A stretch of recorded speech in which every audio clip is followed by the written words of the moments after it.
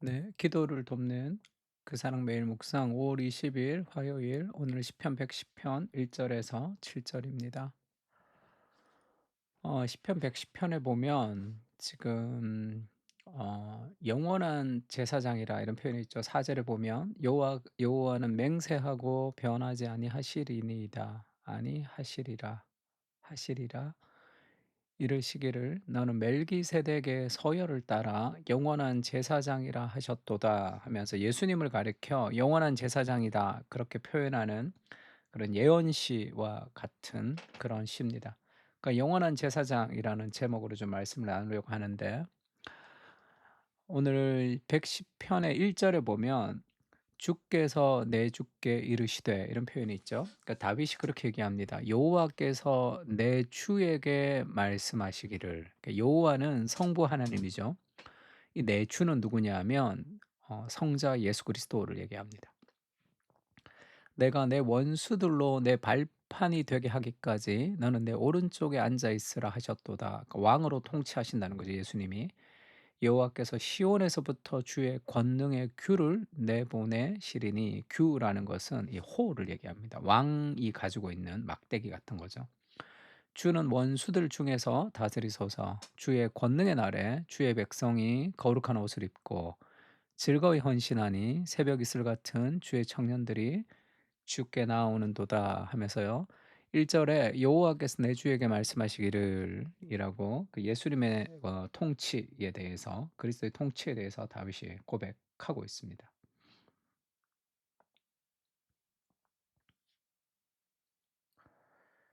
지금 이 구절이 그 마태복음에 사용된 적 있죠. 바리새인들과 서기관들이 예수님을 자꾸 시험을 했습니다. 그러니까 예수님이 이제 바리새인들이 모였을 때 그들에게 가서 이제 도리어 질문하시죠. 예수님이 "너희는 그리스도에 대하여 어떻게 생각하느냐? 누구의 자손이냐?" 그러니까 메시아가 이제 구약에서 이제 메시아가 올 것이라고 예언을 했는데 그 그리스도라는 말이 메시아란 말입니다.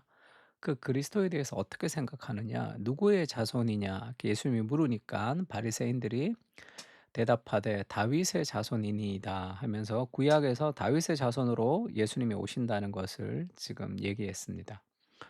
그 예수님이 다시 묻죠. 이르시되 "그러면 다윗이 성령에 감동되어 어찌 그리스도를 주라 칭하여 말하되 주께서 내 주께 이르시되 내가 내 원수를 내 발 아래 둘 때까지 내 우편에 앉아 있으라 하셨도다 하였느냐." 지금 우리가 읽었던 시편 110 편을 예수님이 인용하면서 설명하는 거죠.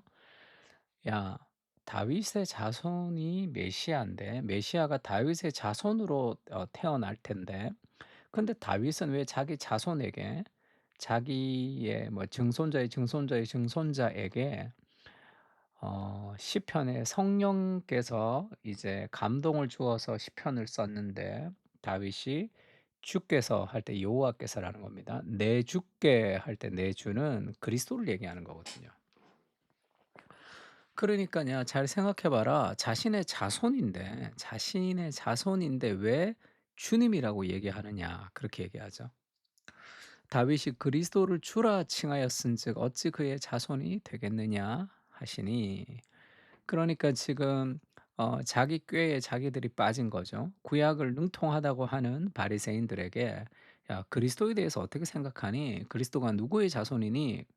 "다윗의 자손입니다." 이렇게 얘기하니까 근데 왜 자기 자손한테 자기 손자한테 쉽게 얘기하면 왜 자기 자손한테 다윗은 주님이라고 얘기를 하느냐. 그러니까 시편에 그런 말씀이 있기도 하고 그게 그리스도를 관한 말이기도 한데 생각해 본 적이 없거든요. 그래서 한마디도 능히 대답하는 자가 없고 그날부터 감히 그에게 묻는 자도 없더라. 예수님을 막 시험하고 뭐 예수님을 율법을 가지고 막 시험을 하고 했는데 예수님이 이제 꼼짝달싹 못하게 먼저 선빵을 날린 거예요. 그 바리새인들이 한 방 먹은 거죠.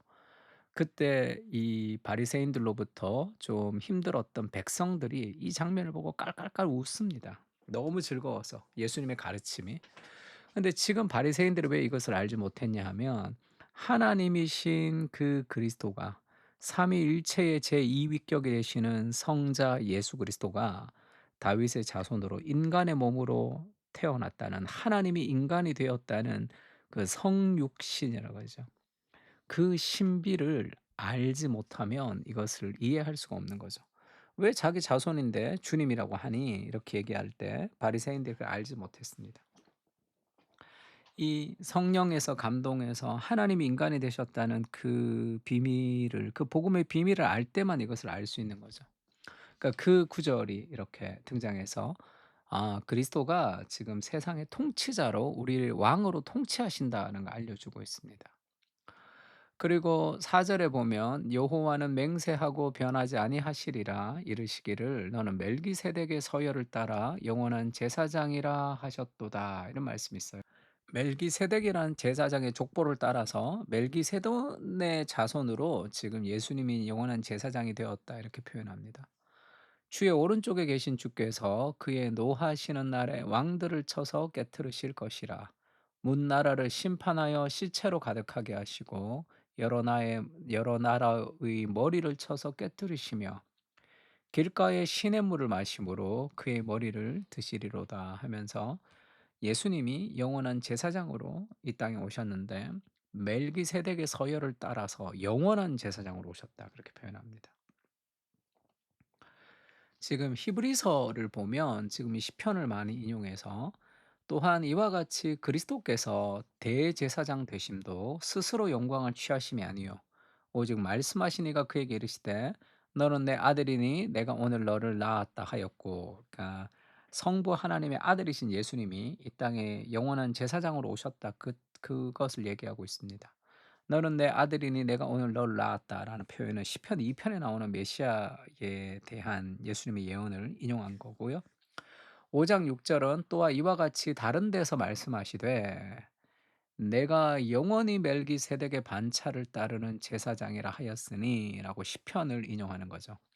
그러니까 왜 멜기세덱의 족보를 따라서 예수님이 제사장이 됐고 그것이 왜 영원한 제사장이 되었느냐, 그것을 좀 이렇게 설명하려면 창세기를 좀 봐야 됩니다.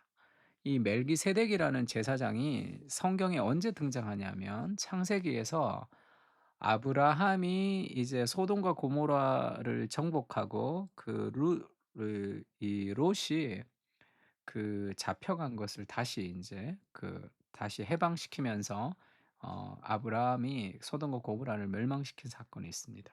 그 후에 아브라함이 그돌라오멜과 그와 함께한 왕들을 쳐부수고 돌아올 때에 소돔 왕이 사회 골짜기 곧 왕의 골짜기로 나와 그를 영접하였고, 그다음에 나온 사람이 살렘 왕 멜기세덱이 갑자기 등장합니다, 성경에서. 떡과 포도주를 가지고 나왔으니 성찬을 의미하기도 하고 그는 지극히 높으신 하나님의 제사장이었더라. 성경 그렇게 나와요. 근데 지금이 아브라함의 시대니까 모세가 지금 태어나기 전이죠. 근데 우리가 제사장은 누구로부터 시작되냐면 이 모세의 형 아론으로부터 시작하죠, 제사장이. 근데 지금 이 멜기세덱은 지금 아론이 아니죠. 아론보다 더 조상이란 말이에요. 알비 아비 그 아브라함이 있을 때 나타났으니까. 근데 이 사람이 이미 제사장이에요.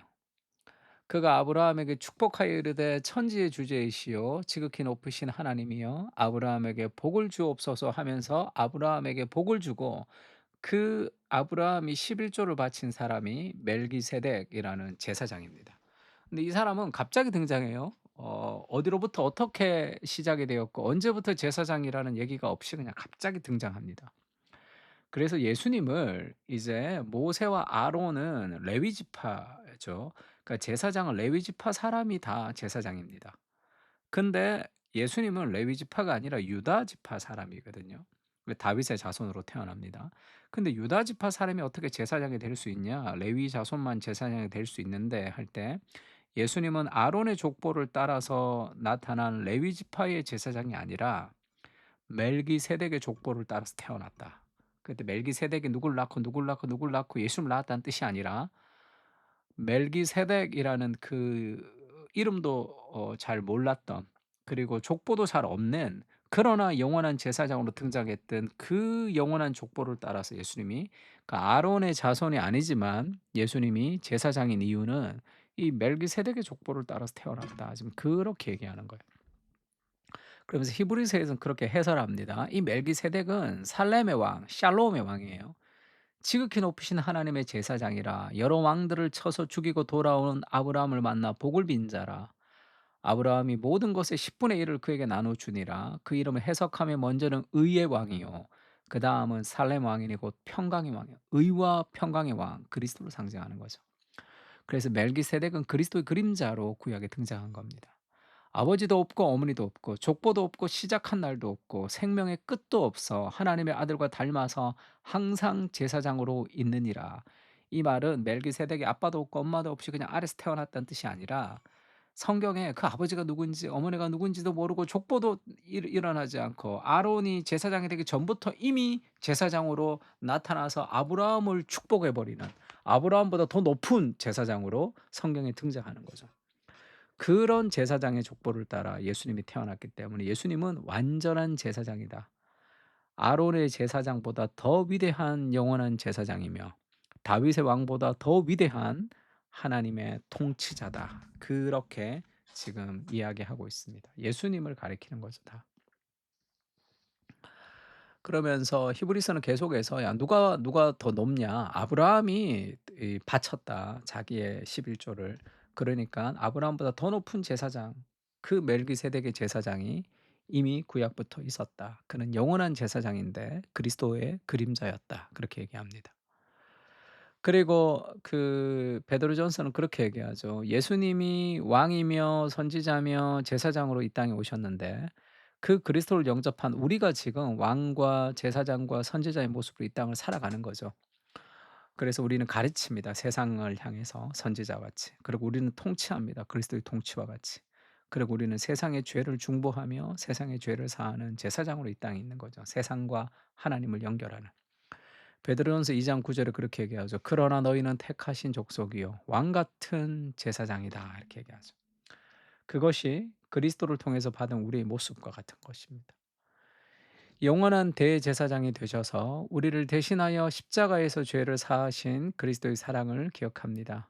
또한 우리의 왕이 되셔서 통치하시고 진정한 선지자가 되셔서 우리를 가르치시는 주님, 그 은혜와 사랑을 깊이 경험하게 하시고 왕 같은 제사장으로 주님의 몸된 교회로 이 땅을 새롭게 하는 그 일에 동참할 수 있도록 은혜를 부어 주시옵소서. 아멘. 우리 다 같이 그리스도께서 진정한 왕으로, 진정한 제사장으로 이 땅에 오셨고 우리를 또한 왕 같은 제사장으로 삼아 주시는 그 은혜를 같이 한번 기도했으면 좋겠습니다. 기도하겠습니다.